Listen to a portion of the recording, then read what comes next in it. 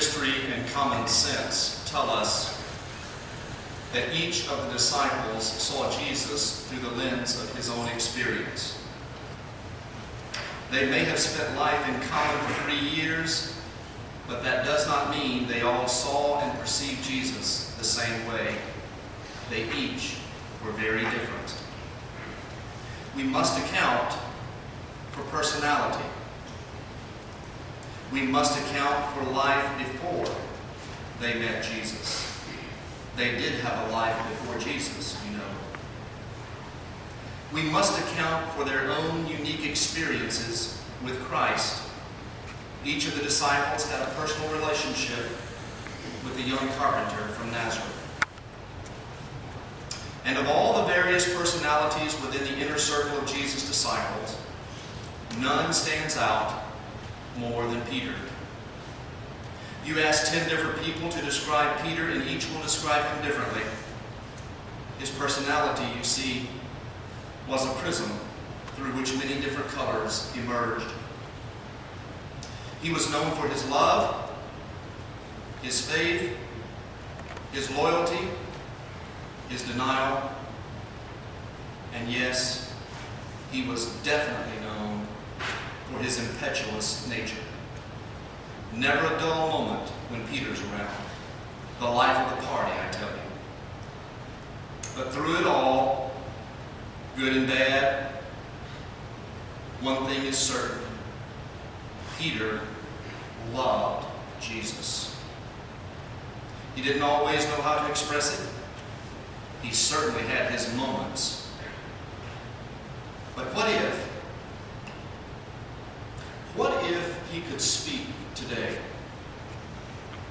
How would Peter tell the story?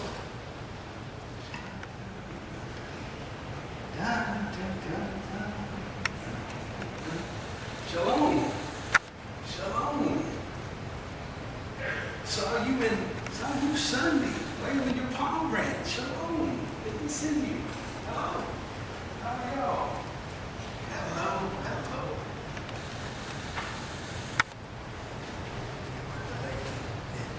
Touched his robe. What is your name? Mariella.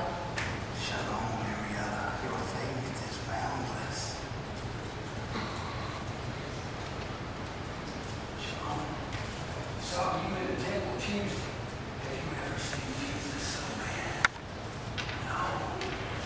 Oh. Shalom, my friends. Shalom. For those of you that don't know me, my name is Simon.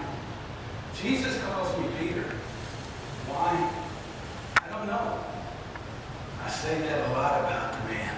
I don't know.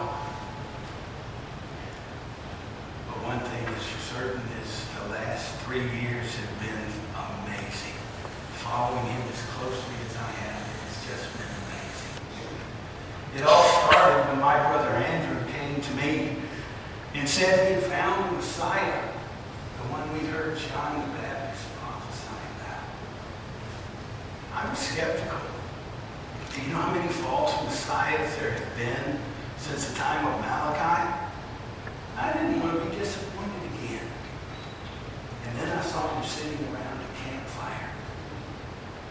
He doesn't look very heroic. He doesn't look like the Lion of Judah that Judas wants, a man to forcibly lead us out from under the yoke of Roman rule.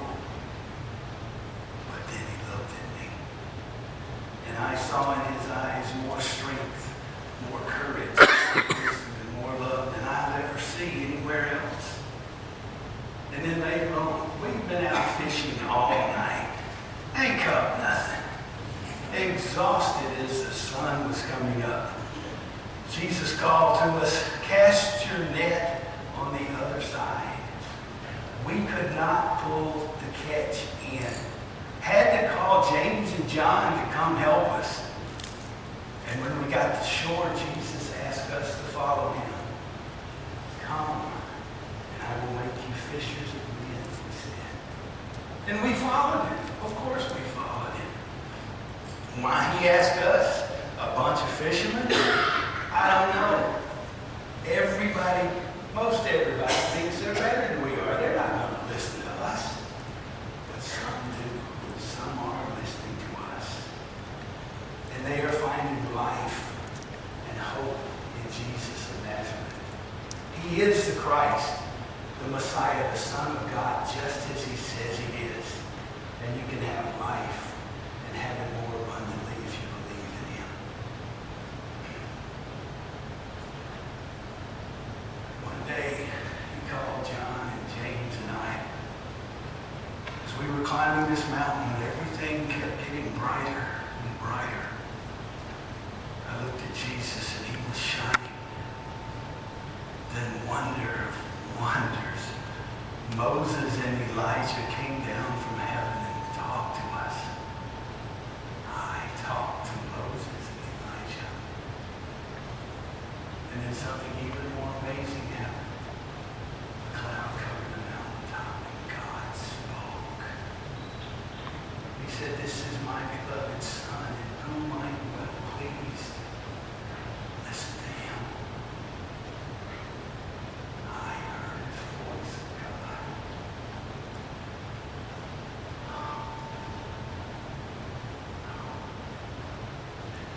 I wish that all of you had been with us these past few years to have seen all the miracles he has done, and to have heard all the wonderful new ideas he's spoken of.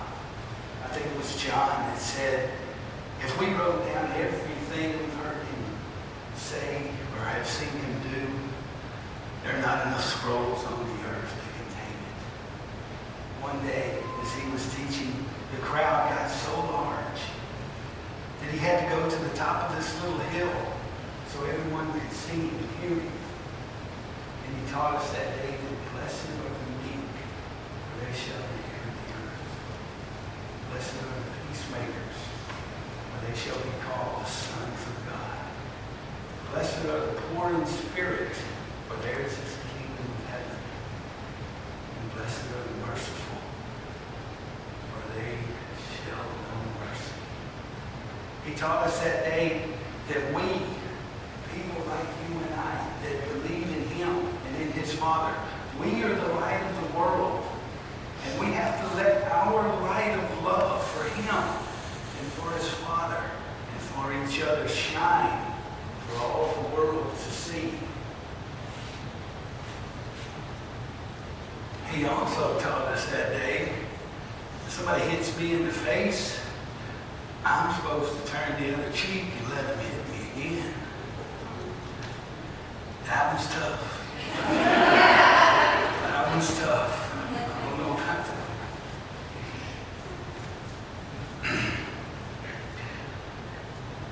He said, ask, and it shall be given unto thee. Knock, and the door shall be opened. And that's where it all starts. That's where it starts, because you have to ask for the grace of Jesus. You have to knock so he will open the door of heaven unto you. And you have to mean it. A young ruler asked him what he had to do to get into heaven. Jesus said, sell all your possessions, give the money to the poor, and come follow me. Unfortunately, we haven't seen that young man since that day. He didn't mean it. You have to ask, and you have to mean it. Simon, the other Simon, Simon the Zealot, he asked him that day, he said, how do we pray to your Father? Jesus said, our Father, who art in heaven, hallowed be thy name. Thy kingdom come, thy will be done on earth as it is in heaven. Give us this day our daily bread, and forgive us of our trespasses as we forgive those who trespass against us. And lead us not into temptation, but deliver us from evil. He said that day, seek ye first the kingdom of God, and all else shall be given unto thee. One day we were walking down the road toward Maine. We got close to the gate. A funeral procession came out. Little James asked who died. A widow woman's only son. Jesus went over to the widow and said, "Don't cry."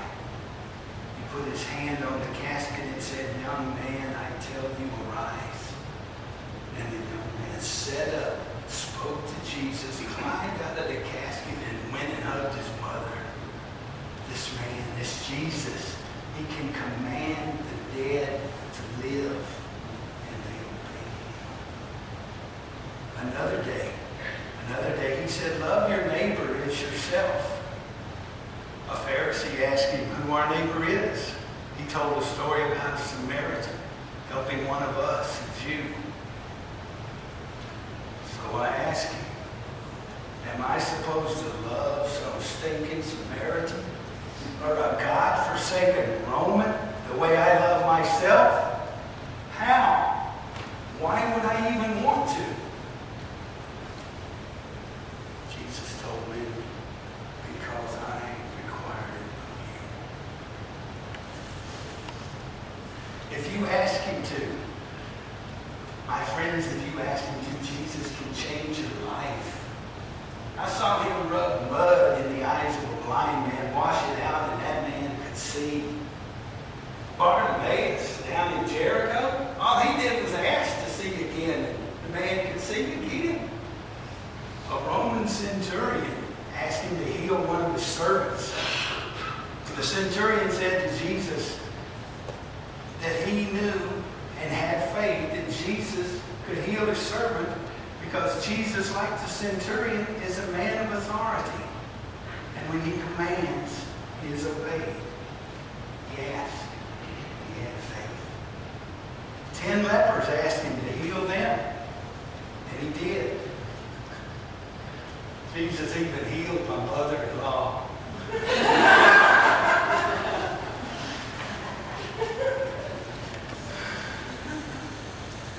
I saw how Zacchaeus, who was a thief, became a help to his town because Jesus asked him to change. He did. If you want to know how much Jesus can change your life, go find Mary Magdalene. Ask her. Or ask Lazarus. Or just go right over there and ask Ariella how much Jesus can change your life. I want to tell you about one night. One glorious night. Jesus says, "Go across the sea. I'll meet you on the other side." We jump in a boat. We're going across the sea. A storm came up out of nowhere.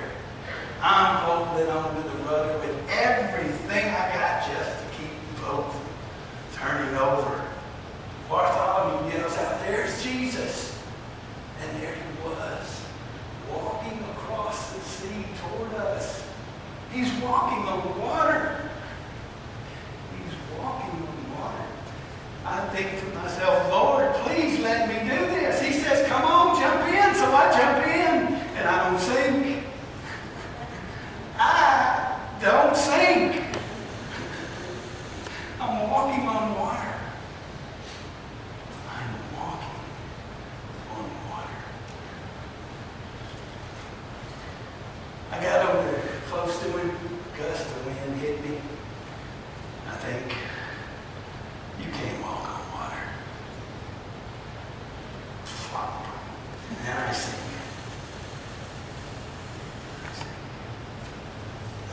He reaches down, picks me up like I'm a little 2-pound tilapia,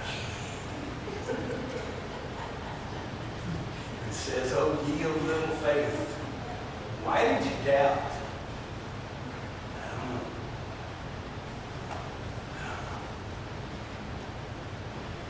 My 11 brothers, they like to have fun. Simon the swimmer. My favorite one of all, the floating rock.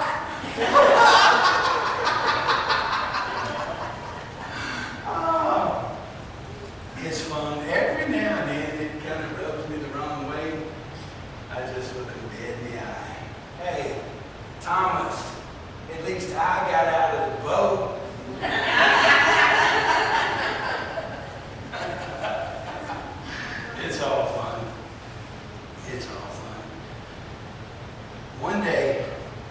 tells us that we should have the faith of a little child. And I have to tell you, I still don't understand that one. But that's okay, because I don't understand most of what he's trying to tell me right now. One night he says, upon this rock I will build my church. And the next morning, the very next morning, the man calls me Satan and tells me to get behind him. Satan! You know how bad that is coming from him? And then he tells us he's the Christ, the Son of God, the Messiah. And then he tells us not to tell anybody. Why not? Because my time is not yet at hand. When's it going to get here? Only my Father in heaven knows. So I don't know if his time is in 10 years or 20 years or tomorrow.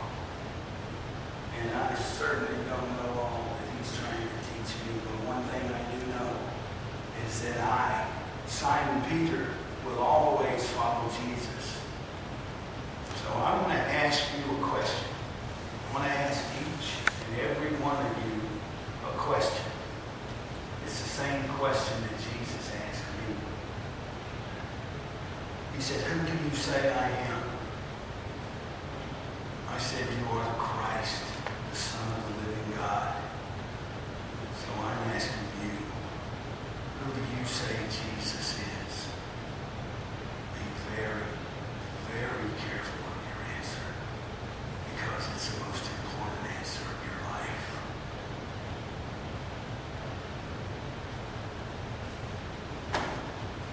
Somebody turn on. It is very late. You can see the sun is almost down. We all have Passover Feast to go to. In fact, Jesus is having just the 12 of us at that inn, down the street with the second floor room.